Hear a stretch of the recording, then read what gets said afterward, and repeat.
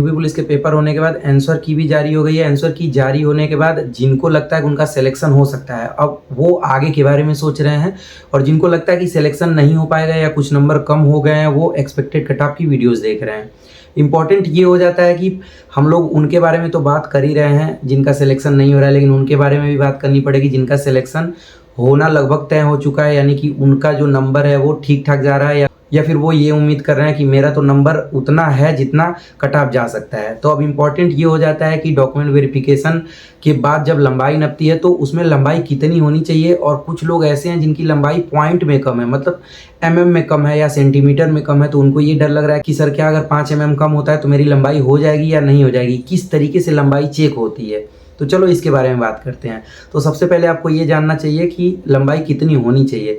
अगर बात हम पुरुषों की करें तो जनरल, ओबीसी और एससी की जो लंबाई है वो 168 सेंटीमीटर होना चाहिए। वहीं एसटी के लिए छूट के बाद उनकी लंबाई 160 सेंटीमीटर होनी चाहिए। और अगर महिला की बात करें तो जनरल, ओबीसी और एससी की लंबाई 152 सेंटीमीटर होना चाहिए, और बात अगर एसटी की करें तो 147 सेंटीमीटर होना चाहिए। अब कुछ लोग ऐसे हैं जिनकी लंबाई दिए हुए मानक के ऊपर है, यानी कि उससे ज़्यादा है, तो उनको तो डरने की ज़रूरत नहीं, वो किसी भी तरीके से खड़ा हो जाएंगे, उनकी लंबाई नप जाएगी। प्रॉब्लम आती है उन लोगों के साथ जिनकी लंबाई एकदम बॉर्डर पे होती है या फिर 2-4 कम होती है। तो बॉर्डर वालों को डरने की ज़रूरत इस वजह से नहीं है कि पहले जो लंबाई नापी जाती थी वो मैनुअली नापी जाती थी, यानी कि ये समझ लीजिए मैं बैठा हूँ, पीछे मेरे एक डंडा लगा हुआ है स्ट्रेट, उस पर मानक दिया हुआ है, मतलब कितने सेंटीमीटर वाली चीज़ें सब लिखी हुई रहती हैं। वहाँ खड़ा करते हैं, एक ऐसे सामने से रखते हैं इस पर और नाप लेते हैं कितना हुआ। तो इससे क्या होता है ना, जो या सेंटीमीटर में होते हैं उसमें जो माइनर सा डिफरेंस होता है उसमें दिक्कत हो जाती है और वो बाहर हो जाते हैं। बट अब क्या है, अब डिजिटल मीटर होता है। ये समझ लीजिए कि नीचे एक 4 कोण का टेबल टाइप में रहेगा, उस पर खड़ा हो जाइए, पीछे एक स्टील का डंडा लगा रहेगा और उसमें एक ऐसे पट टाइप का स्टील का वो रहता है, या फिर उसमें लकड़ी भी लगी रहती है, उसको ऐसे खींचते हैं ना, वो स्प्रिंग टाइप की होती है, वो खींच के लाते हैं और ऐसे सर पे रख देते हैं। वो पीछे से रखा था, मान लीजिए मैं ऐसे खड़ा हो गया और ऐसे पीछे से रख दिए, आप खड़ा हो गए, जितना सेंटीमीटर जितना रहेगा वो उस पर स्क्रीन लगा रहता है, जैसे वेट तौलने वाली मशीन होती है ना, उस पर लिख देता है। तो अगर आपकी लंबाई 168 सेंटीमीटर भी है तब भी आप सेलेक्ट हो जाओगे। मैंने घर नापा था अपनी लंबाई, तो मेरी लंबाई 168.02 सेंटीमीटर था और वहाँ पे भी एक्यूरेट उतना ही नापा। डर तो लगता है यार कि बाउंड्री पे है एकदम, कहीं ऐसा ना हो कि कैच पकड़ जाए या छूट जाए, तो सेम वही कंडीशन मेरी भी थी।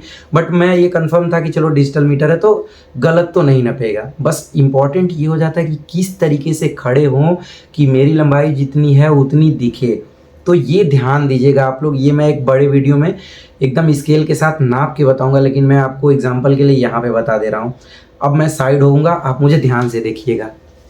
मान लीजिए मेरी लंबाई नप रही है। जनरली लोग क्या करते हैं कि जब लंबाई नपती है तो ऐसे सर ऊपर करते हैं, वो सोचते हैं कि इस पे रखेगा और ऐसे ऊपर करने पे मेरा जो हाइट है वो ज़्यादा आ जाएगा। बट प्रॉब्लम ये हो जाती है ना कि हमारा जो सर का आकार होता है ये यहाँ उठा रहता है और यहाँ नीचे होता है। ऐसे समझ लो कि ये अगर बाल इधर मैं करता हूँ तो देखिए ना कि ये नीचा है, ये ऊपर है। इसको अगर ऊपर भी करेंगे तो हमारी जो एक्चुअल लंबाई है वो नहीं आ पाती है। अब इम्पोर्टेंट ये हो जाता है कि सर तो फिर किस तरीके से खड़ा हो, तो ये भी चलो मैं बता देता हूँ। अब आपको देखिए कैसे खड़ा होना है। ऐसे करने के बजाय आपको ये वाला जो चीन का पोर्शन है इसको खींचना है पीछे। जैसे मान लीजिए ये मेरा बनावट है, ध्यान दीजिएगा, पीछे खींचे, जब हम इसको इधर खींचेंगे तो ये पोर्शन ऊपर उठ जाएगा और हमें नज़र नीचे नहीं करना है। अगर मान लो हमें ये पोर्शन ऊंचा करना हो तो हम ऐसे तो करेंगे नहीं, वहाँ भाई लंबाई नाप रहा है। हमें क्या करना है, ध्यान से देखिएगा, समझ गए। इसको अंदर जब खींचेंगे तो ये पोर्शन ऊपर उठ जाएगा और थोड़ा सा सीने में हवा भर लेंगे, ठीक।